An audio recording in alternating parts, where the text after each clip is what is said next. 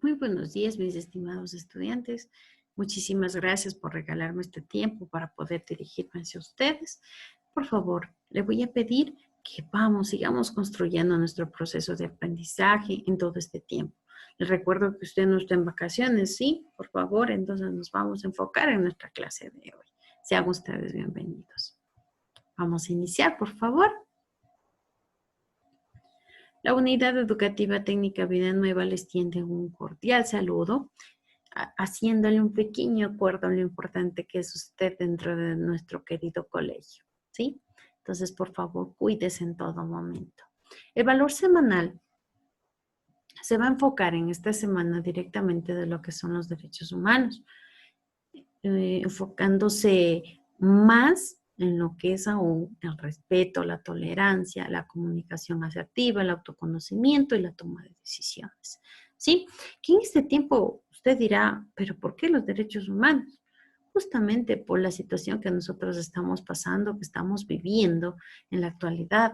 Es importante nosotros saber y conocer, revisar brevemente cuáles son nuestros derechos, nuestros deberes, nuestros objetivos. Nuestro objetivo de la clase de hoy es comprender sus derechos a través del conocimiento de sus deberes y responsabilidades, promoviendo el respeto y la necesidad de generar condiciones para una convivencia con libertad. Paz y justicia en el cumplimiento de los derechos a la libertad de opinión, de conciencia, a una educación, a la vivienda, a la participación política y al acceso de la información. Tengamos claro, por favor. Los derechos humanos, como nosotros sabemos, los derechos humanos son universales por el simple hecho de ser nuestros derechos.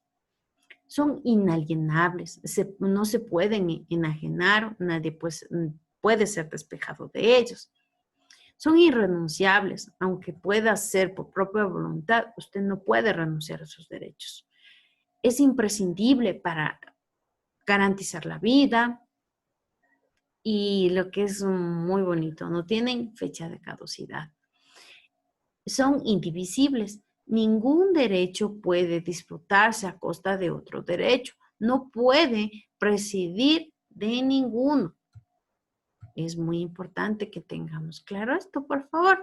En la tablita que le presento a continuación, usted tiene que pintar los derechos que usted conoce, ¿sí? Solo los que usted conoce. No hay ningún problema si usted no llena la tabla completa. Eso no es fundamental en esta actividad, ¿ya? Usted después va, por favor, a identificar cuáles son los derechos que se cumplen y los derechos que no se cumplen, de acuerdo a mi casa, a mi colegio y a mi barrio, ¿sí? Una vez que yo tengo ya realizada esta tablita, vamos a llenar de igual manera esta tablita, mis deberes y mis responsabilidades. Cuando yo estoy hablando de mis derechos, quiero saber a qué me estoy refiriendo, ¿sí? ¿Qué derecho tengo yo?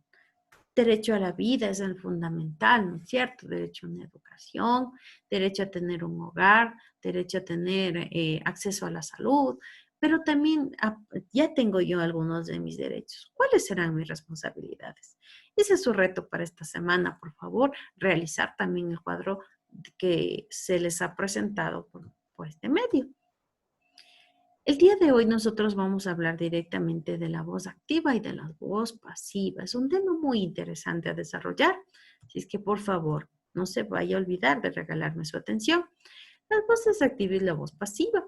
De acuerdo con la participación del sujeto en la acción del verbo, existen dos voces. Para las oraciones, en este caso, como ya habíamos mencionado, la voz activa y la voz pasiva. Cuando hablamos, nosotros nos podemos centrar directamente o podemos analizar desde algún punto de vista distinto cómo fue realizada esa acción, qué dependerá, qué quiero destacar, qué es importante para mí, cómo puedo directamente cambiar este contexto. Sí, entonces, por favor, la voz activa. La voz activa, el sujeto, agente, es aquel que realiza la acción y recae directamente sobre el sujeto paciente. ¿De qué manera? cumpliendo la función del objetivo directo. Luis lee un ensayo. ¿Sí? Un claro ejemplo para que usted se pueda guiar. Mientras que la voz pasiva, en esta voz nosotros intercambiamos el lugar y la función gramatical de la sujeto agente y del sujeto paciente. El sujeto pasa a desempeñarse como un receptor precedido de la proposición por. Vamos a ver con un ejemplo, por favor. El poema fue escrito por Lucas. ¿Cómo transformar una oración activa en una oración pasiva? Debe considerarse 3 aspectos básicos o 3 pasos fundamentales. Paso 1, vamos a convertir el complemento directo a un sujeto paciente. Vamos a poner o ubicar el verbo en voz pasiva manteniendo el mismo tiempo. Eso es indispensable. Vamos a transformar el sujeto complemento de agente. Un pequeño ejemplo. El viento derribó el árbol. Si yo quiero cambiarle a mi forma pasiva, yo voy a poner el árbol fue derribado por el viento. Fue una acción que obviamente ya fue realizada, ¿no es cierto? Pero, ¿cómo podemos nosotros identificar cómo cambia cuando cambia directamente la relación o la acción que está llevándose a cabo? ¿Sí? Entonces es fundamental, por favor, que usted identifique, ¿ya? Cualquier duda, cualquier inquietud que se vaya usted ya planteando, lo vamos a desarrollar en nuestra clase virtual, ¿sí? Vamos ahora a ver cómo transformar una oración pasiva en una oración activa. Y de igual manera, vamos a tener que considerar estos 3 pasos. Paso número 1, vamos a eliminar el sujeto, pero no es que cojo y lo borro, no, ya le explico.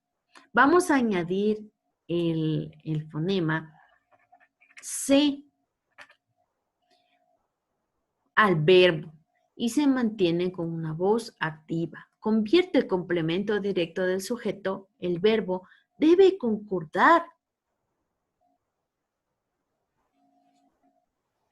Debe concordar en persona y número con el nuevo sujeto. ¿Sí? Esto es muy, muy importante para que usted considere, por favor. Es decir, yo en este caso voy a sustituir mi sujeto por la sílaba C. La constructora vende apartamentos. Se venden departamentos, ¿no es cierto? Imagínense cómo ya vino a cambiar, cómo la acción directamente de lo que estaba cayendo sobre el sujeto ya no es directamente percibida.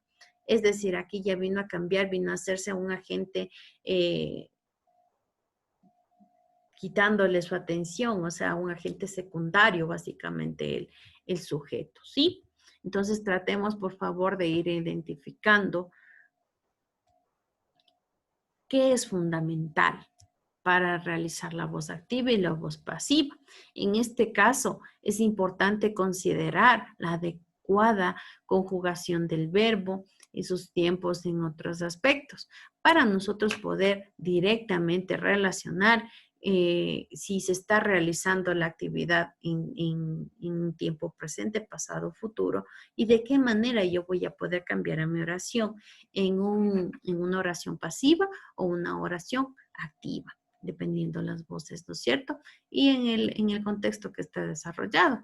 Muchísimas gracias por regalarme de su atención. Usted sabe que estoy siempre para ayudarle. Entonces, por favor, tengamos también presente esta pequeña situación, ¿sí? Sean ustedes, por favor, bienvenidos a nuestras clases virtuales. Acuérdense que no tiene que fallar en este sentido, ¿sí? Trate de hacer lo posible, por favor, de conectarse puntualmente, ¿sí?